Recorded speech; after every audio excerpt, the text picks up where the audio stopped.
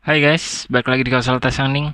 Kali ini kita bakal bahas tentang nilai dari depresi atau kesehatan mental lain yang terkadang dikaitkan dengan ibadah atau sembahyang yang dilakukan oleh seseorang, di mana beberapa orang beranggapan bahwa kesehatan mental atau mental health yang dimiliki oleh seseorang sangat berkaitan dengan hubungan yang dimilikinya dengan hal-hal metafisik atau hal-hal spiritual seperti agama dan lain-lain.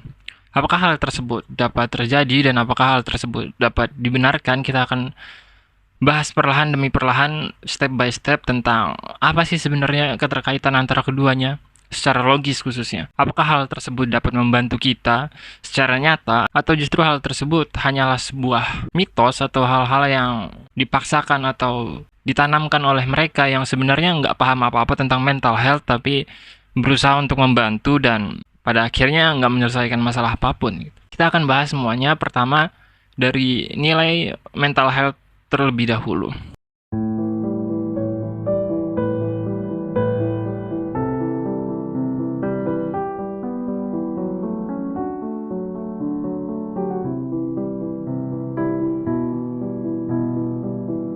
Mental health sangat bergantung dari bagaimana manusia berusaha memahami kenyataan dan menangkap kenyataan itu sendiri untuk kemudian diolah di dalam pikirannya.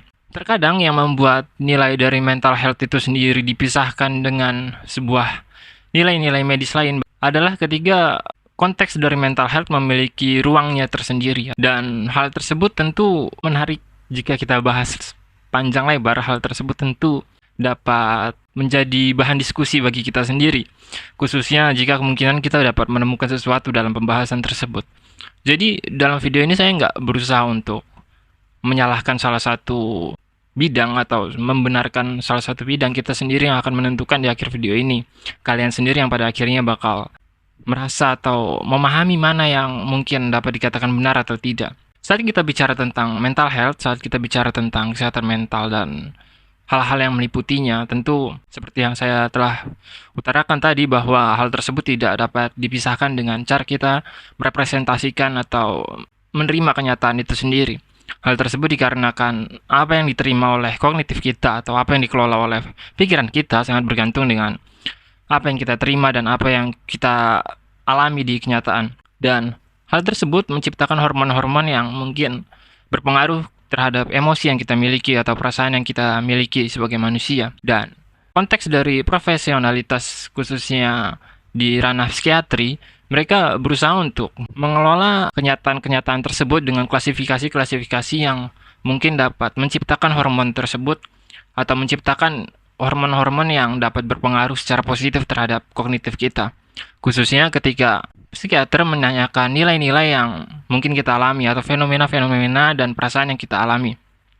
Kita ditanya apa perasaan kita, apa yang kita takuti, apa harapan kita, dan lain-lain. Hal tersebut berusaha diterima oleh diri seorang psikiater untuk kemudian ditata ulang atau dikelola sedemikian rupa sehingga bagaimana cara kita merepresentasikan kenyataan akan disusun oleh mereka yang lebih profesional mungkin untuk kemudian dapat diaplikasikan dalam kognitif kita atau dalam artian dapat kita atur dalam pikiran kita. Dan jika cara tersebut tidak berhasil, maka langkah kedua adalah penggunaan enzim-enzim yang dapat ditemukan dalam obat atau dengan kata lain hormon-hormon yang mungkin tidak bisa diciptakan oleh sebuah tindakan atau hormon-hormon yang tidak bisa diciptakan oleh, bukan tidak bisa sih, lebih tepatnya tidak mampu diciptakan oleh kehendak-kehendak atau aktivitas-aktivitas yang mulanya ingin dikelola oleh kita, pada akhirnya akan dibantu oleh obat-obatan tersebut. Dan ketika kita melakukan aktivitas yang ibaratnya atau dapat dikatakan tidak dapat menciptakan hormon-hormon tersebut, pada akhirnya kita akan terus-menerus dipertemukan dengan kondisi di mana kita membutuhkan obat. Kita akan membutuhkan obat-obat untuk menciptakan enzim yang mungkin dapat sekedar menenangkan diri kita atau mengalihkan pikiran kita dari nilai-nilai yang membuat kesehatan mental kita terganggu. Dari poin tersebut, dari fenomena tersebut, dari apa yang kita temui tersebut, kita dapat menemukan sebuah fakta bahwa justru apa yang kita lakukan sebagai manusia atau apa yang kita lakukan dalam bentuk aktivitas yang kita jalankan dalam kehidupan kita sehari-hari justru sangat berpengaruh terhadap pembentukan hormon-hormon yang mungkin dapat dikatakan membentuk emosi kita atau membentuk perasaan kita. Hal tersebut dapat dikarenakan karena langkah awal adalah berusaha memperbaiki pola hidup atau berusaha memperbaiki keseharian yang kita jalankan sebagai seorang manusia.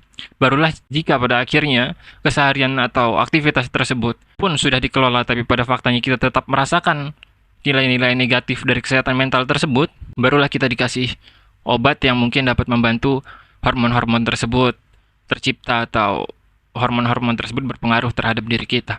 Step kedua adalah saat kita membicarakan tentang agama atau nilai-nilai spiritual yang dapat dikatakan berpengaruh dalam kesehatan mental kita. Kebanyakan orang berpikir bahwa nilai dari hal tersebut tidak memiliki keterkaitan sama sekali dengan kesehatan mental, atau dengan kata lain, kehidupan sekuler sekarang atau kehidupan yang memisahkan antara agama dengan nilai-nilai kehidupan pada umumnya yang manusia jalankan, seringkali memisahkan antara apa yang kita jalani dalam kehidupan sehari-hari dengan nilai agama yang khususnya hanya mempertemukan hubungan kita dengan Tuhan dan nggak lebih dari itu. Sedangkan di sisi lain, agama sendiri menuntun kita pada sebuah hubungan yang nggak cuma antara kita sebagai hamba dan kepada Tuhannya, melainkan kita sebagai manusia terhadap realita yang kita hadapi, terhadap kita sesama manusia dan lain-lain. Oleh sebab itu, ada nilai di mana agama menjadi sebuah sistem belief atau sebuah keyakinan yang membentuk identitas kita sebagai manusia. Atau dengan kata lain, agama memberi kita sebuah keyakinan akan jalan hidup yang kita jalani.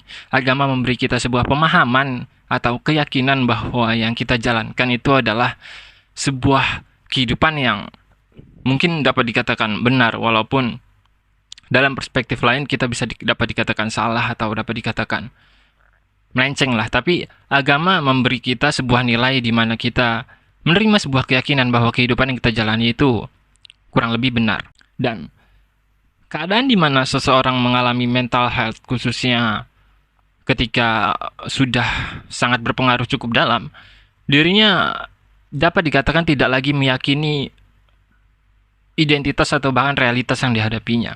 Atau dengan kata lain, bersamaan dengan konteks-konteks dari klasifikasi di dalam mental health itu sendiri, ada beberapa hal yang mungkin menyebabkan seseorang bahkan enggan untuk kembali memahami realitas atau enggan memahami dirinya sendiri, dan ketidakmampuan tersebut pada akhirnya berusaha dibantu oleh klasifikasi yang dilakukan atau kontrol atau kelola yang dilakukan oleh seorang psikiater. Atau dengan kata lain, saat kita tidak mampu mengelola kehidupan kita, kita membutuhkan orang lain untuk mengelola hal tersebut.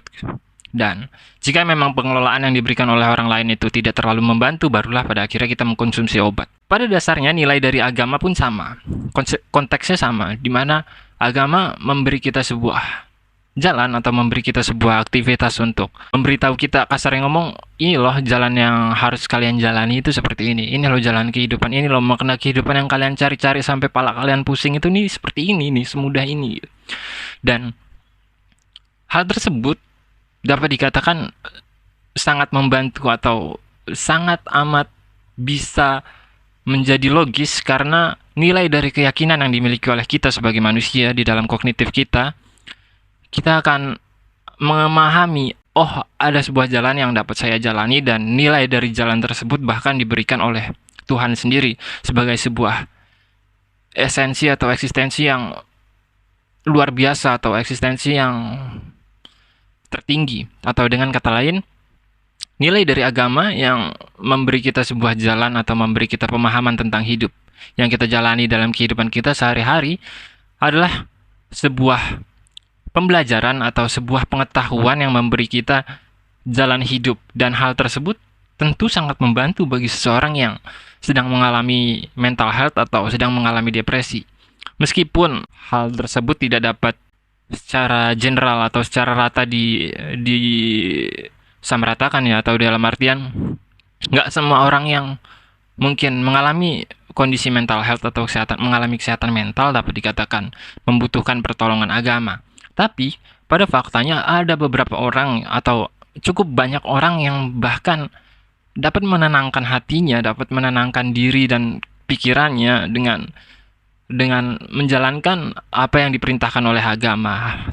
Nggak peduli agamanya apa, tapi sistem belief atau keyakinan yang ditanamkan oleh agama bahwa dirinya menjalani jenis kehidupan yang benar, itu yang sangat berpengaruh terhadap dirinya sebagai seorang individu atau sebagai seorang manusia, di mana dia berusaha memahami kenyataan, berusaha memahami identitas dirinya, berusaha memahami orang lain, dan agama membantu hal tersebut.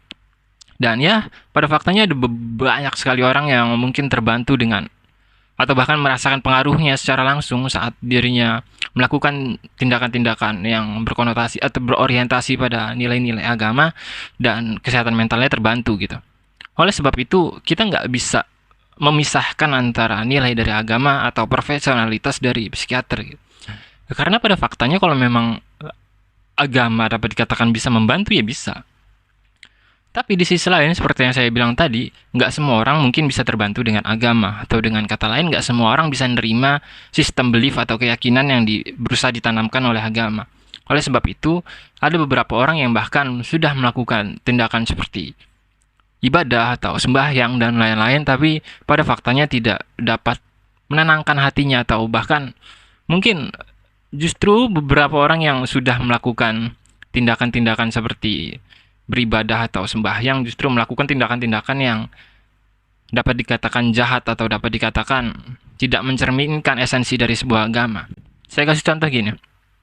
Ada seseorang yang mungkin mental health-nya terganggu dan dirinya berusaha untuk yakin atau meyakini jalan kehidupan yang berusaha dijalaninya dengan agama, tapi dirinya gagal. Hal tersebut dapat disebabkan karena dirinya melihat agama atau memahami agama berdasarkan orang-orang yang sedang orang-orang yang melingkupi agama tersebut, atau dengan kata lain, dirinya gagal melihat esensi dari agama yang memberi manusia keyakinan. Dirinya justru melihat agama sebagai sebuah jalan yang menghubungkan manusia dengan Tuhan, sebatas itu. Oleh sebab itu, ketika seseorang pada akhirnya mentok jika dipertemukan dengan kondisi-kondisi di mana dirinya berusaha menyembuhkan mental health yang tapi tidak bisa dibantu oleh agama, hal-hal yang harus dilakukan olehnya adalah ya mungkin jalan profesional dapat dilalui, di mana dirinya meminta bantuan psikiater atau meminta bantuan pembimbing atau mereka yang justru lebih berpengalaman baik dalam konteks kehidupan dan lain-lain. Karena yang terpenting baik dari psikiater maupun dari agama adalah sistem keyakinan yang kita terima, sistem di mana kita meyakini bahwa kehidupan yang kita jalani ini sudah benar gitu. Dan dalam konteks tersebut, agama memiliki tingkat kualifikasi atau kualitas yang lebih tinggi dibanding psikiater. Kenapa? Karena agama baik secara langsung maupun tidak langsung, baik terlepas dari perdebatan yang ada di dalamnya, agama secara langsung maupun tidak langsung diberikan oleh Tuhan, atau dengan kata lain, nilai yang memberi kita tujuan hidup tersebut, nilai yang memberi kita pemahaman akan manusia, pemahaman kita tentang alam, pemahaman tentang segala macam yang kita hadapi di dalam realita kita, langsung dari Tuhan itu sendiri, terlepas dari perdebatan apapun yang ada di dalamnya, atau dalam artian terlepas dari perdebatan apakah Tuhan itu ada, apakah Tuhan memberi kita ini, Tuhan memberi kita ini. Tapi intinya, saat seseorang menerima hal tersebut, saat seseorang menerima pengetahuan atau pemahaman-pemahaman yang diberikan oleh agama, maka secara nggak langsung dirinya yakin bahwa dirinya diberi sebuah jalan, dirinya diberi sebuah pengetahuan yang diberikan langsung oleh Tuhan. Dan hal tersebut tentu memiliki nilai yang jauh lebih tinggi dibandingkan pengetahuan atau pemahaman yang diberikan oleh sebatas manusia pada umumnya yang mungkin nggak jauh lebih beda dari kita. Karena kebanyakan orang yang saya kenal, kebanyakan beberapa pengidap mental health hanya mengatakan bahwa psikiater hanya mampu mengucapkan beberapa kalimat atau kata-kata yang bahkan diri kita sendiri sebagai seorang yang mengidap mental health sudah mengetahui hal tersebut. Mungkin yang dicari oleh beberapa orang yang ke psikiater nggak jauh-jauh hanyalah sebatas obat-obat, karena untuk berusaha mengontrol atau mengklasifikasi tindakan atau aktivitas yang berusaha dijalankan oleh pasiennya atau oleh kita lah, anggaplah sebagai seorang yang mengidap mental health, psikiater tidak terlalu membantu hal tersebut karena sistem belief atau keyakinan yang ditanamkan oleh seorang psikiater sangat jauh memiliki nilai yang berbeda dengan agama ketika agama memberi nilai keyakinan terhadap diri kita. Oleh sebab itu, mereka yang ke psikiater kebanyakan cenderung lebih memilih untuk mengharapkan obat atau meminta obat, terserah apa yang diucapkan oleh psikiater, terserah apa yang kita ucapkan terhadap dirinya atau apapun yang terjadi ketika praktek tersebut terjadi. Yang penting pada akhirnya kita mendapatkan obat yang mungkin dapat sejenak membantu atau menenangkan diri kita. Tapi saya mengucapkan hal tersebut bukan berarti saya merendahkan atau dengan kata lain saya menganggap remeh nilai dari seorang profesional khususnya di bidang psikiatri. Karena seperti yang diketahui, mungkin beberapa orang juga terbantu atau bahkan bisa menyelesaikan masalahnya dengan bantuan profesional tersebut. Dalam artian mungkin kebanyakan, ya nggak mungkin juga sih, karena kalau saya menggunakan kata mungkin lebih terkesan menyudutkan. Kebanyakan orang ada yang dikasih keyakinan atau berusaha dikelola kehidupannya oleh seorang psikiater dan justru terbantu gitu, bahkan tanpa obat sekalipun. Oleh sebab itu, inti utama dari video ini adalah di mana kita dapat menerima sistem belief atau kita dapat menerima keyakinan yang kita miliki atau kita jalankan dalam kehidupan kita sehari-hari dalam poin apapun, dalam konteks apapun. Itu nggak peduli agama, itu nggak peduli kita terima itu dari seseorang, kita nggak peduli itu kita terima pemahaman atau pengetahuan itu dari orang asing bahkan, atau dari sesuatu yang nggak pernah kita bayangkan sebelumnya. Yang penting adalah efek dari keyakinan itu terhadap kehidupan yang kita jalani, di mana mungkin pengetahuan atau informasi yang kita terima tersebut dapat memberi kita sebuah ketenangan atau sebuah pemahaman yang cukup positif, di mana kita dapat menjalankan kehidupan dengan baik dan bijak. Sekian, Kausalata Sangning, sampai jumpa.